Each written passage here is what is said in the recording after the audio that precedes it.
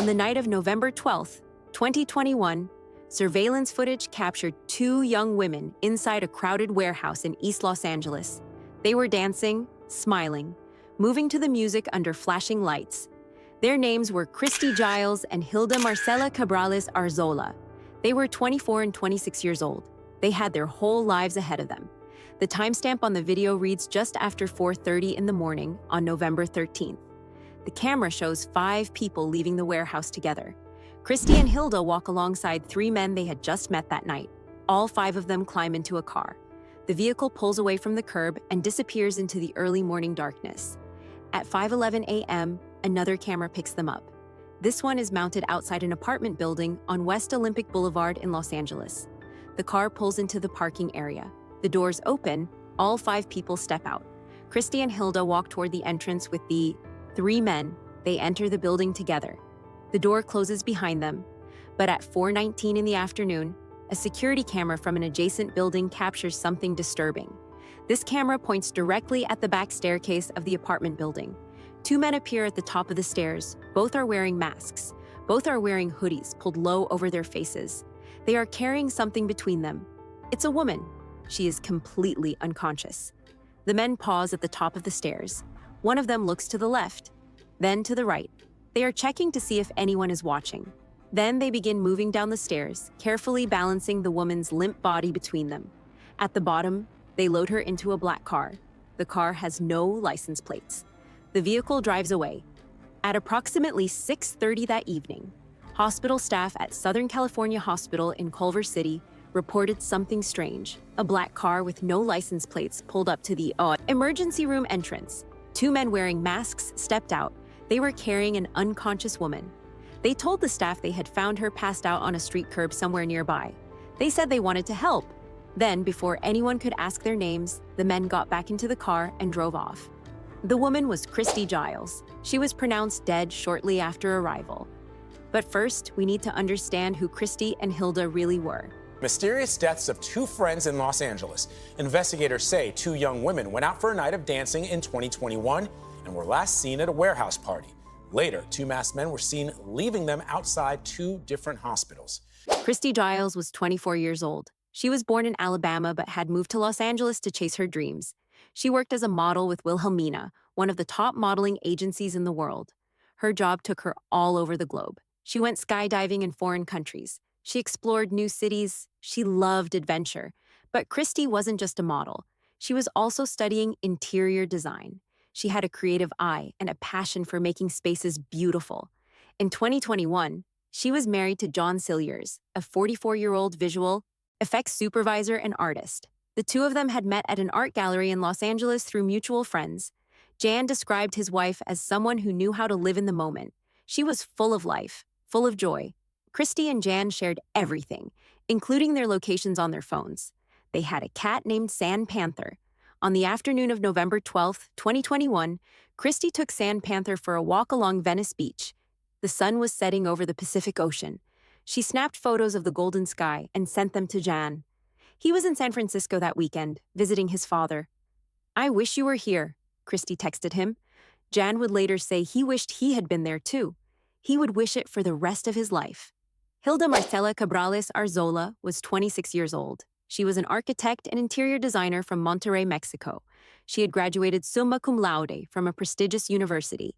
That means she finished at the top of her class. Hilda was brilliant. She was driven. She had traveled to 22 countries before moving to Los Angeles to start a new job in interior design. Her family and friends described her as health-conscious and responsible. She went to bed early and woke up early. She loved dancing and dressing up. She had a pet named Thomas, a small dog she adored. Hilda was the kind of person who worked hard and dreamed big. Christy and Hilda met through their work in interior design. They bonded over their shared love of architecture, aesthetics, and creativity. They became close friends. Every now and then, they would go out together to experience the nightlife in Los Angeles. But neither of them was reckless. Neither of them was careless. They were 2 young professionals enjoying their 20s in one of the most exciting cities in the world. On the evening of November 12th, Christy and Hilda had plans for a girls' night out. Jan was out of town. Christy spent the early evening walking her cat and soaking in the sunset. Then she got ready to meet Hilda and another friend. They were going to start the night at Soho House, an exclusive members club in West Hollywood. After that, they planned to hit a warehouse party where their favorite DJ was performing. It was supposed to be a fun night, a normal night, the kind of night two friends had enjoyed together many times before. Neither of them knew it would be their last. On the night of November 12th, 2021, John Cilliers was in San Francisco visiting his father. Christy had the weekend to herself. She made plans with Hilda and another friend for a night out in Los Angeles. They started the evening at Soho House in West Hollywood. Soho House is an exclusive members club where creative professionals gather. That night, there was an art exhibit. Christy and Hilda enjoyed the atmosphere, the people, and the energy. It was the perfect way to kick off their night. Around 1 o'clock in the morning, the group decided to move to a different location. Their favorite DJ was performing at a warehouse party in East Los Angeles. Warehouse parties are a normal part of the nightlife scene in Los Angeles. They are large events held in industrial spaces. Hundreds of people show up to dance to electronic music until dawn. DJs perform, the music is loud, the crowd is young and energetic. To outsiders, warehouse parties might sound sketchy or dangerous, but in Los Angeles, they are common. People who go to these events see them as just another way to enjoy the city's nightlife. When Christy and Hilda arrived at the warehouse, the party was packed. The main floor was crowded with people moving to the beat. But there was also a VIP section. This was a roped-off area that felt safer and less chaotic than the main floor. Christy and Hilda made their way to the VIP section and settled in. It was there, sometime between 3 and 4 o'clock in the morning, that they met three men. The first man introduced himself as David Pierce. He was 39 years old. He told people he was a Hollywood producer. According to witnesses, he claimed to have connections to Paramount Pictures. He dropped the names of celebrities. He acted like he belonged in the VIP section. He radiated confidence. To strangers, he seemed legitimate. He seemed trustworthy. The second man was Brant Osborne. He was Pierce's roommate. The third man was Michael Ansbach, a photographer and acquaintance of the other two. According to witness statements given to police, David Pierce arrived at the party carrying approximately 1 ounce of white powder. He was ready to share it with anyone who wanted it. In the VIP section, being generous with substances can make someone seem cool. It can make them seem connected. It can make people trust them. A witness later told investigators they saw Pierce offer the powder to Christy and Hilda. Around 4 o'clock in the morning, Hilda sent Christy a text message. "Do you want some?" Hilda wrote. "Yes, I'm in the kitchen," Christy replied. "Let's partake," Hilda texted back. The two women consumed what they believed to be a common party substance. They had no reason to think it contained anything dangerous. They had no reason to suspect it had been laced with something lethal. They were in a VIP section with people who seemed successful and safe. They were just trying to have a good time. But what they didn't know was that David Pierce was not a Hollywood producer. He was not connected to Paramount Pictures. He was not someone they could trust. He was a predator, and he had been hunting in the Los Angeles nightlife scene for more than a decade. At 4:30 in the morning, surveillance cameras captured Christy and Hilda leaving the warehouse with David Pierce, Brant Osborne, and Michael Ansbach. All 5 of them climbed into a car together. The plan, according to investigators, was to continue the party at Pierce's apartment. Christy and Hilda had no idea they were walking into a trap. They had no idea that within hours, their families would be receiving the worst phone calls of their lives. At approximately 5 o'clock in the morning, surveillance cameras captured all 5 people leaving the warehouse together. Christy and Hilda climbed into the car with David Pierce, Brant Osborne, and Michael Ansbach. The group drove through the quiet streets of Los Angeles as the sun began to rise. At 5:11 a.m., the car arrived at an apartment building on West Olympic Boulevard. Security footage shows all 5 people stepping out of the vehicle and walking toward the entrance. They entered the building together. The door closed behind them, but just 19 minutes later, something changed. At 5:30 in the morning, Christy sent a text message to Hilda. The message included a wide-eyed emoji. Then she typed 2 words. "Let's go." Hilda responded immediately. "I'll call an Uber 10 minutes away." According to phone records, both women wanted out. Whatever was happening inside that apartment had triggered their survival instincts. They were ready to leave. They were ready to get to safety. They were ready to put this night behind them. At 5:38 a.m., an Uber pulled up outside the apartment building. The driver waited. 1 minute passed, then 2, then 3. 5 minutes went by. No one came out of the building. The Uber driver eventually gave up and drove away. Christy and Hilda never made it to that car. Jan Cilliers would later say those text messages confirmed his worst fears. They were there against their will, he told investigators. They wanted to leave. But something or someone stopped them from reaching that Uber. Something happened in those 19 minutes inside the apartment that changed everything. For the next 13 hours, Christy and Hilda remained inside. The cameras outside saw nothing. No one entered, no one left. The apartment was silent to the outside world. But according to police reports, a neighbor, who lived nearby, later told investigators they heard something disturbing.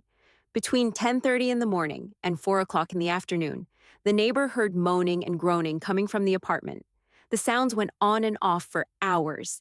Someone inside was clearly in pain. Someone inside was in distress. But the neighbor never called 911. No one called for help. No one intervened. Prosecutors would later point out how tragic that decision was. 3 digits on a phone, one prosecutor said during the trial. That's all it would have taken. 3 digits could have changed everything. These 2 women could still be alive. While Christy and Hilda were trapped inside that apartment, their bodies were shutting down. The substance they had consumed hours earlier at the warehouse party was killing them, and no one was coming to save them. By the time David Pierce and Brant Osborne finally decided to act, it was far too late. The next piece of evidence is what convinced the jury. Hit that like button if you're still with me. At 4:19 in the afternoon, a security camera from the building next door captured something chilling. The camera was pointed at the back staircase of David Pierce's apartment building. 2 men appeared at the top of the stairs. Both were wearing masks. Both were wearing hoodies pulled low over their faces. They were carrying Christy Giles between them. She was completely unconscious. The men paused at the top of the stairs. One of them looked to the left. Then he looked to the right. They were making sure no one was watching. Then they carefully made their way down the stairs, balancing Christy's limp body between them. At the bottom, they loaded her into a black car. The car had no license plates. They drove to Southern California Hospital in Culver City. At approximately 6:30 in the evening, hospital staff reported that a black car with no license plates pulled up to the emergency room entrance. 2 masked men stepped out. They were carrying an unconscious woman. The men told the staff they had found her passed out on a curb somewhere nearby. They said they wanted to help. They said they were just being good people. Then, before anyone could ask for their names, the men got back into the car and drove away. They left no phone numbers. They left no information. They left no way to contact them. Hospital staff immediately began working on Christy, but it was too late. She was pronounced dead shortly after arrival.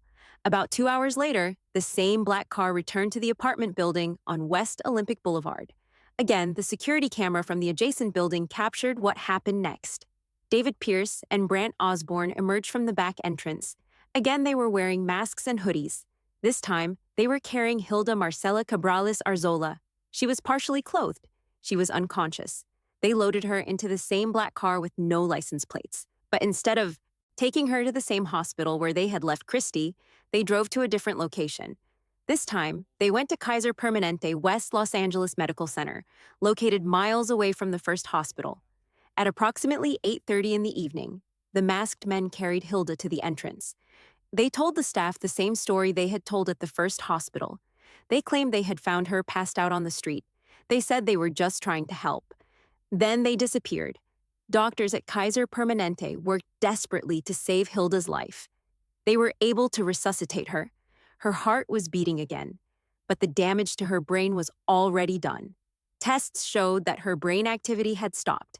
She was declared brain dead. For nearly 2 weeks, Hilda's family kept vigil at her bedside. They flew in from Mexico, hoping for a miracle. But on November 28th, one day before Hilda's 27th birthday, they made the heartbreaking decision to remove her from life support. Both women were gone. On the morning of November 13th, Jan Cilliers woke up in San Francisco. He sent Christy a text message. "Good morning," he wrote. He waited for a response. Nothing came. Hours passed. Still nothing. At first, Jan assumed Christy was sleeping in after a late night out, but as more time went by, he started to worry. He opened the location sharing app on his phone. He and Christy always shared their locations with each other. Her phone was showing an address he didn't recognize. It was somewhere on West Olympic Boulevard in Los Angeles. Jan stared at the screen. A small feeling of dread crept into his chest. Then, suddenly, Christy's location changed. Now her phone was at Southern California Hospital in Culver City. Jan immediately called the hospital. The staff confirmed that Christy was in the emergency room. Jan's heart sank. He booked the next flight back to Los Angeles. Then he called Christy's parents, Leslie and Dusty Giles, in Alabama. He told them something terrible had happened. 5 minutes later, Dusty called him back. Her voice was shaking. "She didn't make it," Dusty said. Jan couldn't breathe. Christy was gone. Dusty later described the phone call she received from the hospital. The staff told her that Christy had been dropped off outside the emergency room entrance. "Like a bag of garbage," Dusty said through tears. That's how they left her. Meanwhile, in Mexico, Hilda's mother, Dr. Hilda Marcela Arzola Plasencia, received a phone call in the middle of the night. Hilda was in critical condition at a hospital in Los Angeles. She was intubated. She was fighting for her life. Dr. Arzola Plasencia and her family immediately rushed to Los Angeles. When they arrived at Kaiser Permanente, they found Hilda unconscious in the ICU. Her mother took her hand. "Mom's here with you," she whispered. "You're not alone." For nearly 2 weeks, the family kept vigil at Hilda's bedside. They prayed for a miracle. But on November 28th, one day before Hilda's 27th birthday, the doctors confirmed there was no hope. Her brain activity had stopped. The family made the agonizing decision to remove her from life support. Hilda's organs were donated to save other lives. As the family accompanied her to the operating room, hospital staff lined the hallways. They clapped in tribute to Hilda's final gift. While the families grieved, detectives went to work. They needed to find out what happened to Christy and Hilda. They needed to find out who was responsible. Investigators started with Christy's phone. They used the phone's location data to trace her movements on the night of November 13th. The data showed that her phone had been at a warehouse party in East Los Angeles. Then it moved to an address on West Olympic Boulevard. Then it moved to Southern California Hospital in Culver City. Detectives drove to the address on West Olympic Boulevard. The building number was 8641. When they arrived, they immediately noticed something. Parked outside the apartment building was a black car with no license plates. Detective Tallis, one of the lead investigators on the case, later described that moment. "Boom," he said. "There's the car."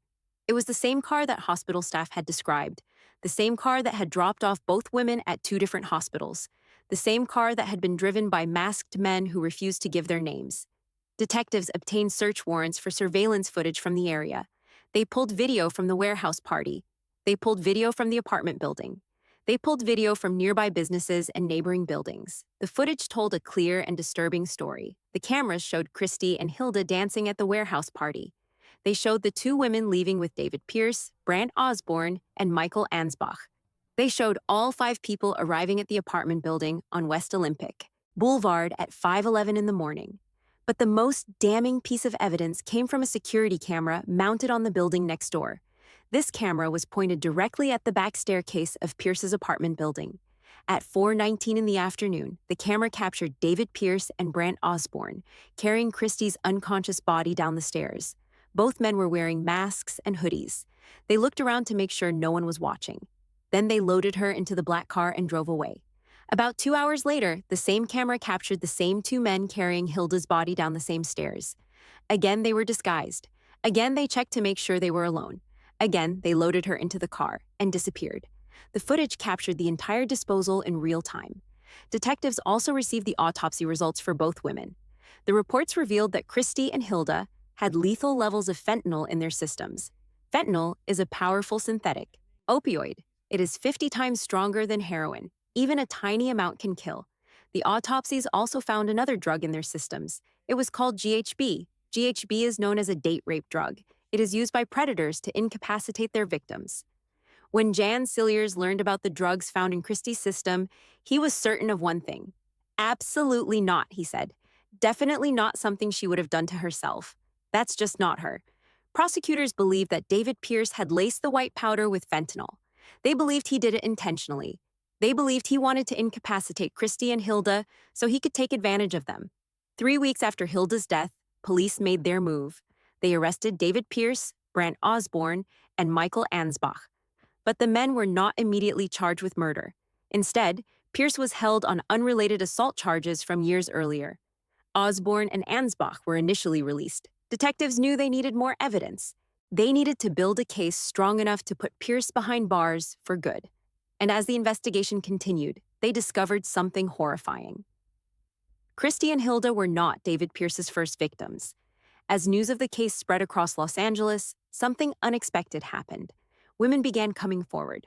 One by one, they told investigators they had their own stories about David Pierce. One of those women was Erica Bergman, who also goes by the name Erica Poe. She met David Pierce during one of the most difficult times in her life. She was going through a divorce. Money was tight. She was vulnerable. Pierce presented himself as a successful Hollywood producer. He told her he knew celebrities. He claimed he worked for Paramount Pictures. He said he could help her. Erica believed him. He would talk a lot about celebrities he knew, Erica later recalled. He was really larger than life, kind of personality. But it didn't take long for Erica to realize that Pierce had lied about everything. He didn't work for Paramount. He wasn't a producer. He was a con artist who used the Hollywood dream to manipulate women. And then he became violent. Erica believes Pierce drugged her one night. She slept until 4 o'clock in the afternoon the next day. When she woke up, she felt strange and groggy. Pierce was bouncing around the room, laughing and giddy. Then he started to tell her what he had done while she was unconscious.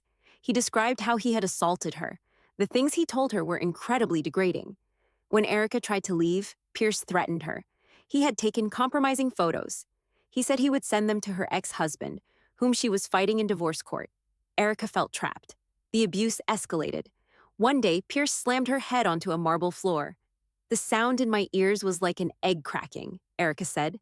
"I can't get that sound out of my ears."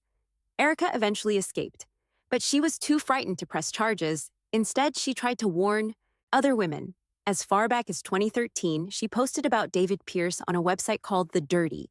Other women saw her post and commented with their own stories. The experiences were nearly identical. As the investigation into Christy and Hilda's deaths continued, more victims came forward. In total, 7 different women accused David Pierce of drugging and assaulting them between 2007 and 2021. The pattern was always the same. Pierce would lure women to his apartment. He would offer them a drink or a substance. The women would become dizzy or black out.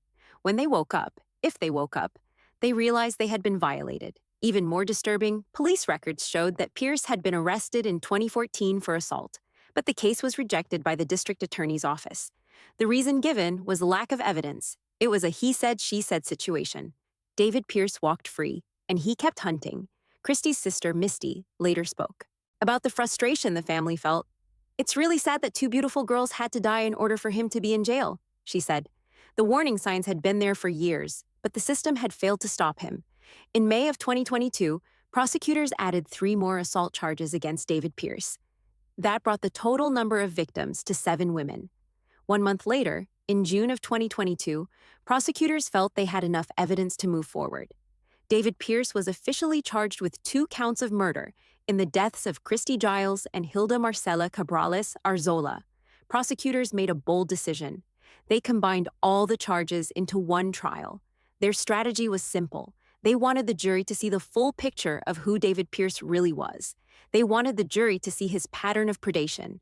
During the trial, prosecutors presented the surveillance footage that showed Pierce and Osborne carrying the unconscious women down the back stairs. They presented the text messages that proved Christy and Hilda wanted to leave. They presented the autopsy results that showed lethal levels of fentanyl and GHB. They presented phone tracking data that placed the women at Pierce's apartment. Then, one by one, 7 women took the stand. Each of them testified about how David Pierce had drugged and assaulted them. Their stories were heartbreaking. Their stories were nearly identical. Michael Ansbach, the photographer who had been with the group that night, cooperated with prosecutors. He testified about what happened inside the apartment. The defense argued that Christy and Hilda had taken drugs voluntarily throughout the night. They said the deaths were tragic accidents tied to the nationwide opioid crisis. They claimed Pierce panicked after the women overdosed. They said he didn't know the powder was laced with fentanyl, but prosecutors had a powerful response. They pointed to the GHB in the women's systems. They pointed to the 13-hour delay before Pierce took them to hospitals. They pointed to the masks and disguises. They pointed to the fact that Pierce dropped the women at 2 separate hospitals and lied about finding them on the street. This was no accident. On February 4, 2025, the jury returned with their verdict. David Pierce was found guilty on all counts: 2 first-degree murders, 3 forcible rapes, multiple sexual assaults. Brant Osborne's case ended in a mistrial. The jury could not reach a verdict on the accessory charges against him. A retrial is still pending. On October 29, 2025, David Pierce was sentenced to 146 to 148 years to life in prison. He will never walk free again. Even after the trial, some questions remain unanswered. What exactly happened during those 13 hours inside the apartment? Investigators have not publicly confirmed all the details of what Christy and Hilda endured.